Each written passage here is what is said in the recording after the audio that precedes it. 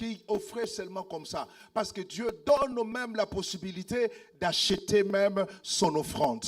Donc, même dans le temple autrefois, il y avait aussi de l'argent qu'on donnait à Dieu. On pouvait racheter son offrande avec un prix d'argent bien donné. Et du reste, à cette époque-là, il n'y avait pas de banque.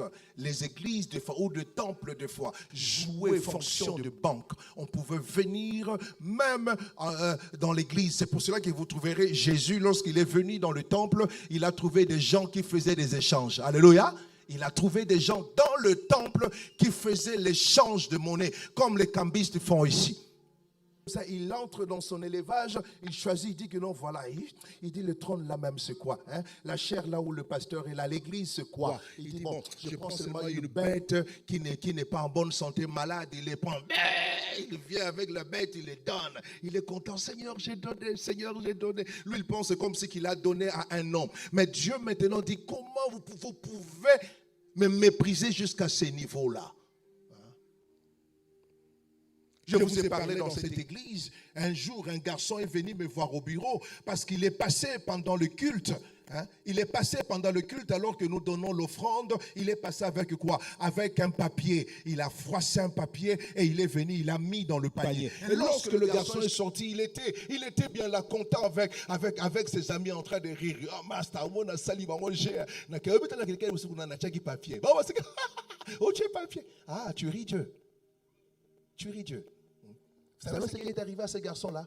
Première année, en 6e année, il a raté son diplôme. Deuxième année, il a raté son diplôme. Troisième année, les choses deviennent compliquées. Et lorsque les garçons cherchent à poser la question à Dieu, qu'est-ce qui se passe? Lui au moins, Dieu l'aimait. Il dit, qu'est-ce qui se passe? Dieu le rappelle, Dieu lui dit, tu sais ce que tu avais posé comme acte à l'arche? Tu m'as méprisé. Tu es venu, tu as mis un morceau de papier dans le panier qui était là devant. Tu riais. Mais maintenant, c'est à mon tour aussi de me moquer de toi. Il dit, tu veux un problème? Rentre à l'église là-bas. Viens demander pardon. On l'a fait passer devant l'église ici. Il a demandé pardon devant l'église. Et cette année-là, il a eu son diplôme. Continue à rire Dieu. Un jour, Dieu va se moquer de toi à son tour. Il dit aux enfants d'Israël, il dit, vous vous méprisez comme ça. Il dit alors, il n'y a pas de problème. Venez maintenant, lorsque vous serez dans le besoin, priez. Et vous verrez si moi, Dieu, je vais écouter votre prière. Il dit, vous pensez que moi, Dieu, je vais écouter votre prière? C'est ce qu'il est en train de dire aux enfants d'Israël. Vous pensez que moi, Dieu, je vais écouter votre prière? Vous me méprisez dans ce que vous amenez dans ma maison. Hein? Vous amenez des billets déchirés. Des billets qu'on a refusés au marché, mais vous l'amenez ça à l'église, vous mettez ici. Alors qu'au marché, on n'a pas pris même ce billet-là. Mais comment vous pouvez prendre ça et mettre ça dans le panier? Parce qu'au départ, que vous-même vous êtes parti acheter quelque chose, on a refusé ce billet-là. Mais pourquoi vous l'amenez devant Dieu? C'est une façon de mépriser Dieu. C'est une façon de ne pas honorer Dieu. Dieu qui vous a béni tout un mois, il vous a donné la force, vous vous réveillez le matin, il vous a donné la bonne santé, vous partez au travail, il a donné l'intelligence, la sagesse, et à la fin du mois, vous avez reçu ce salaire-là, et vous refusez. Vous dites que non, si je donne la dîme, je vais enrichir le pasteur. Qui vous dit que non, le pasteur s'enrichisse avec des dîmes? Moi, je peux croire que non, ça peut être ailleurs, pas ici à Kananga, ici. Je n'ai jamais vu un pasteur ici à Kananga, ici, s'enrichir avec des dîmes. Qu'est-ce qu'on amène comme dîme? Combien avons-nous des entreprises ici? Combien travaillent parmi nous? Même le peu là qui travaille, est-ce qu'ils respectent même Dieu en donnant? Première excuse. Nous avons l'habitude de dire que non, je ne gagne pas assez. Il y a plusieurs parmi nous qui disent, je ne gagne pas assez, pasteur, je n'ai pas l'argent. Je n'ai pas de salaire, pasteur, qu'est-ce que je peux faire? Dire que tu ne gagnes pas assez, c'est une fausse excuse pour ne pas donner ta dîme ou ton offrande. Mon ami, le peu d'argent que tu gagnes là ne t'appartient pas. Shalom. Shalom. Shalom. Je sais que lorsqu'on parle de ces choses comme ça, beaucoup de gens sont... Mais ça fait partie de la parole de Dieu. On parle de cela parce que c'est ça même qui est la porte qui fera que tu puisses vivre dans la bénédiction. Je parle par ton obéissance. Je ne dis pas par rapport au montant. Parce que plusieurs personnes pensent que non. Parce que lorsque je vais donner une grosse somme d'argent, Dieu va me bénir. Non, Dieu voit l'obéissance. Alléluia. Dieu voit l'obéissance. Dieu voit l'obéissance. Quelqu'un peut te donner 10 000 francs. Lorsque tu enlèveras seulement 1 000 francs pour donner à Dieu. Et toi, tu restes avec 9 000 francs. C'est ça l'obéissance. Et Dieu bénira. Dieu ne regarde pas la somme, mais Dieu regarde l'obéissance. Est-ce que tu obéis à ce principe? Est-ce que tu obéis à la parole de Dieu?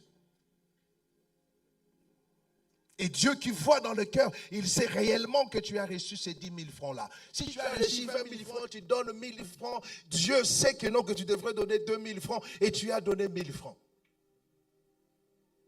Je ne gagne pas assez, pasteur. Je ne gagne pas assez. La responsabilité te revient donc, bien-aimé. À toi, l'intendant, d'honorer le propriétaire de ton argent, d'honorer le propriétaire de tes biens, en donnant régulièrement ta dîme, tes offrandes, tes aumônes. Ceci indépendamment de la petitesse de ce que tu gagnes. Si tu n'honores pas ton Père, bien-aimé, pendant que tu gagnes peu, que penses-tu? Que lorsque tu vas gagner beaucoup, tu vas donner? Non. Non, parce que lorsque tu gagnais peu, tu ne le faisais pas. Et lorsque tu vas gagner encore beaucoup, ça sera combien? Luc 16, le verset 10. Luc 16, le verset 10. Parole de vie. Quand on peut faire confiance à quelqu'un pour une toute petite chose, on peut lui faire confiance aussi pour une grande. Et quand on est malhonnête pour une toute petite chose, on est aussi malhonnête pour une grande chose. Donc pour dire que si maintenant là qu'on gagne peu, on n'est pas à mesure d'honorer Dieu, ne pense pas que donc lorsque vous allez avoir beaucoup, vous allez honorer Dieu. Deuxième excuse que nous avons l'habitude de nous donner, il dit, je ne veux pas donner de petits montants. N'est-ce pas que c'est toi? Les gens qui disent, non, pasteur, voilà, c'est tellement minime, moi je ne peux pas donner de petits montants. J'attends Dieu le jour qu'il va me donner un gros morceau. Est-ce que vous savez que c'est l'orgueil? C'est être un orgueilleux. Qui vous a dit que non, que Dieu ne prend pas le petit? Et que toi, tu dois attendre seulement pour avoir beaucoup? Qui t'a dit ça? Proverbe 29, 23, français courant. L'orgueil conduit à l'humiliation. Pour accéder aux honneurs, il faut avoir l'esprit humble. Dis à celui qui est à côté de toi, il faut avoir l'esprit humble. Dis-lui cela. De l'orgueil, Dieu que non, tu vois, moi je veux donner seulement que j'aurai l'argent. Donc tu te moques de nous, parce que nous qui passons devant là-bas, nous qui donnons de petits montants, nous sommes liés par rapport à toi. Alors toi, tu ne peux pas être comme nous, tu attends ce que Dieu te donne beaucoup pour que tu puisses donner un grand montant. Troisième excuse, je préfère aider mon prochain que de donner à l'église. Ça, c'est plusieurs personnes qui le font, n'est-ce pas? Je préfère aider mon prochain que de donner à l'église. Bien aimé, il y a certaines choses qu'on ne peut jamais donner à son prochain. L'aumône, on peut donner à son prochain. Mais la dîme, on ne peut pas donner à son prochain. La dîme appartient à Dieu. Malachie 3.10, la Bible dit, Malachie 3.10, Semeur, apportez donc vos dîmes dans leur totalité dans le trésor du temple. Apportez donc vos dîmes dans leur totalité. Kolongolate, kokatate, kombushi na shichin tuto, voluki makute bato. Alléluia. Alléluia. Apportez donc vos dîmes dans leur totalité dans le trésor du temple pour qu'il y ait des vivres dans ma demeure. De cette façon-là, mettez-moi à l'épreuve, déclare l'Éternel, le Seigneur des armées célestes. Alors vous verrez bien si de mon côté, je n'ouvre pas pour vous les écluses des cieux et ne vous comble pas avec surabondance de ma bénédiction. Je reviens encore à toi, mon ami. Il est dit clairement, apportez dans la maison de Dieu.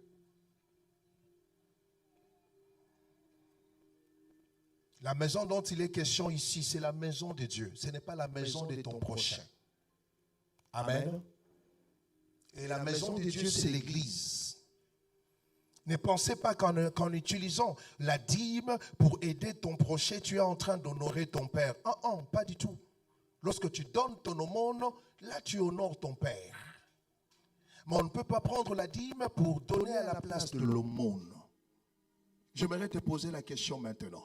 Nous sommes des hommes d'affaires. Nous qui avons des activités.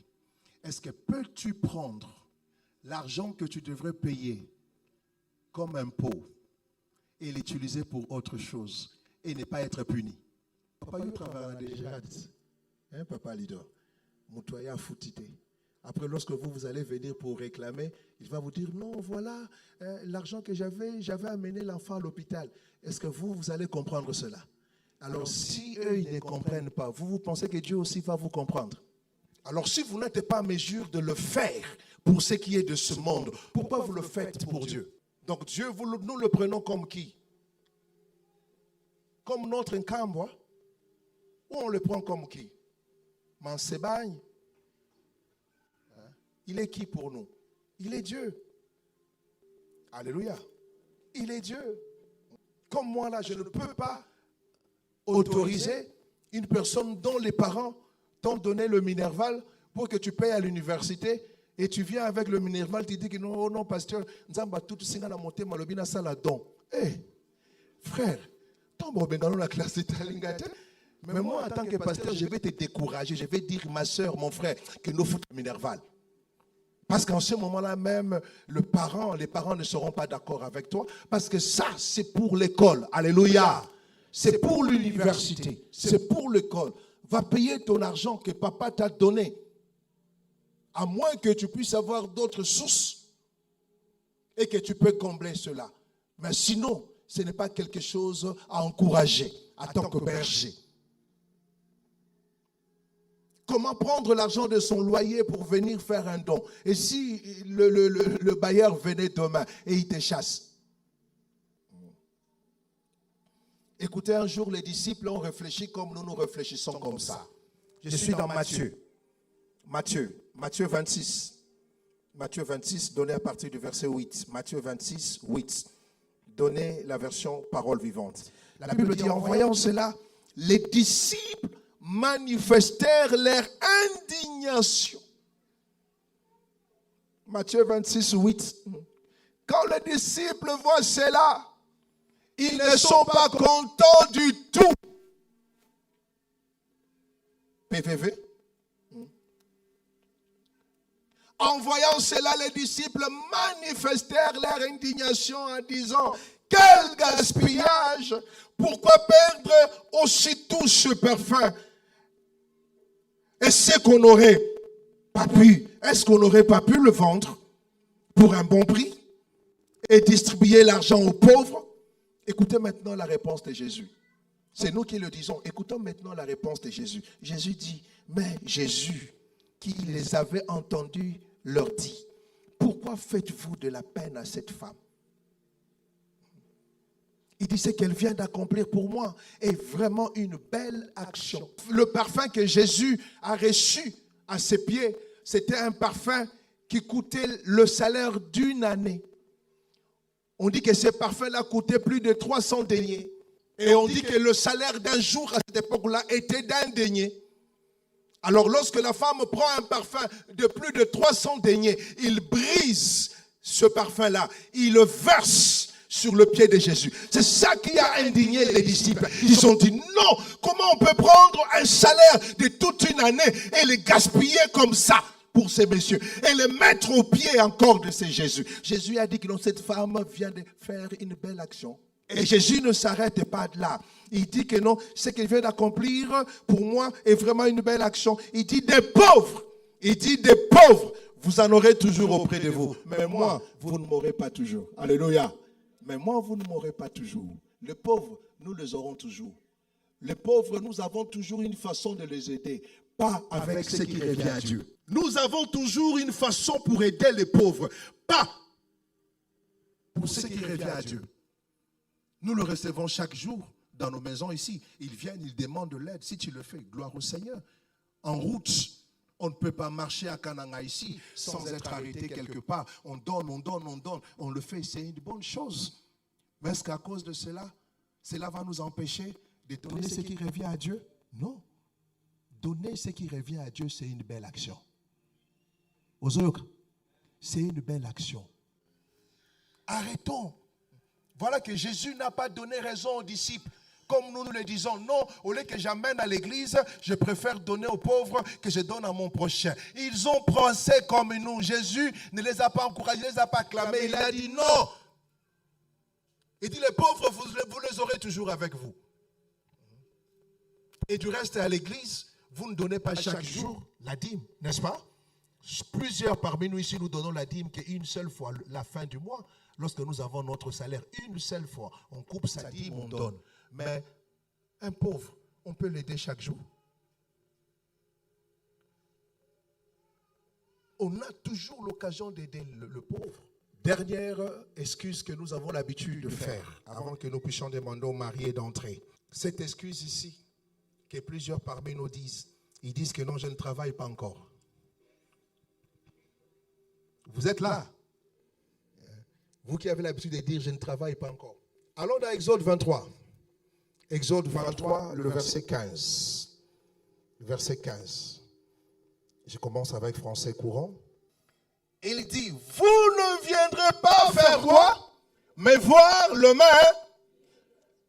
Qui est venu voir Dieu ce matin? Alors comment tu es venu le main vide? Ça, ce n'est pas moi qui l'ai dit, c'est Dieu qui l'a dit. Comment sommes-nous venus le main vide? Dieu, son problème, ce n'est pas où je travaille ou je ne travaille pas. Dieu ne tient pas compte de cela. Parce que Dieu sait que tu es toujours là en vie. Si tu es en vie, c'est que tu n'as jamais été le main vide. Si pour toi, tu n'as jamais été le main vide, pourquoi alors maintenant, tu dis que non, pour Dieu, tu dois avoir le main vide? Amen. Amen. Que Dieu soit béni. Est-ce qu'on peut